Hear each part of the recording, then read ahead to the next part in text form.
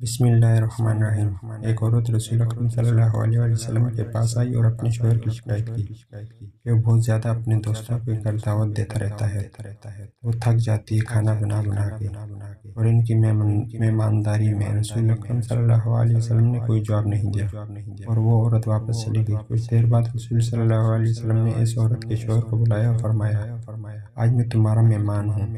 وہ آدمی بہت خوش ہوا، گھر جا کے اپنی بیوی کو بتایا کہ رسول اکرم صلی اللہ علیہ وسلم آج ہمارا مہمان ہے۔ اس کی بیوی بے حد خوش ہوئی اور اس وقت لگا کر محنت سے ہر چیز تیار کرنے میں مصروف ہو گئی۔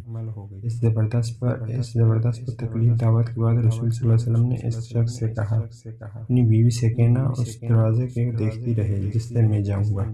اس کی بیوی نے ایسا ہی کیا، دیکھتی رہی۔ اس طرح رسول صلی اللہ علیہ وسلم کے گھر سے نکلتے ہی آپ کے پیچھے بہت سارے اشارات اور بہت سے مہلک اشارات بھی گھر سے باہر نکل گئے۔ وہ عجیب و غریب منظر دیکھ کر بے ہوش ہو گئی۔ جب وہ رسول صلی اللہ علیہ وسلم کے پاس آئی تو آپ نے فرمایا، یہ ہوتا ہے جب تمہارے گھر سے مہمان جاتا ہے تو اپنے ساتھ ہر طرح کے خطرات، مشکلات اور آزمائشیں اور مہلک جاندار گھر سے باہر لے جاتا ہے۔ اور اس وجہ سے ہوتا ہے کہ جو تم محنت کر کے اس کی خدمت مدارت کرتی ہو۔ جس گھر میں مہمان آتے جاتے رہتے ہیں، اللہ اس گھر سے محبت کرتا ہے۔ اس گھر سے بہتر اور کیا ہو کہ جو ہر چھوٹے بڑے کے لیے کھلا رہے۔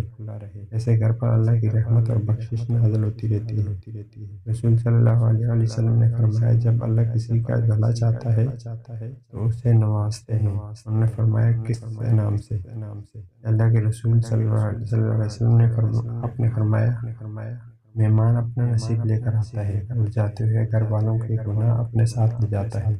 میرے عزیز جان لو کہ مہمان جنت کا راستہ ہے۔ رسول صلی اللہ علیہ وسلم کا ارشاد ہے کہ جو اللہ اور روز آخرت پر ایمان رکھتا ہے، اپنے مہمان کے ساتھ بے لوث ہو۔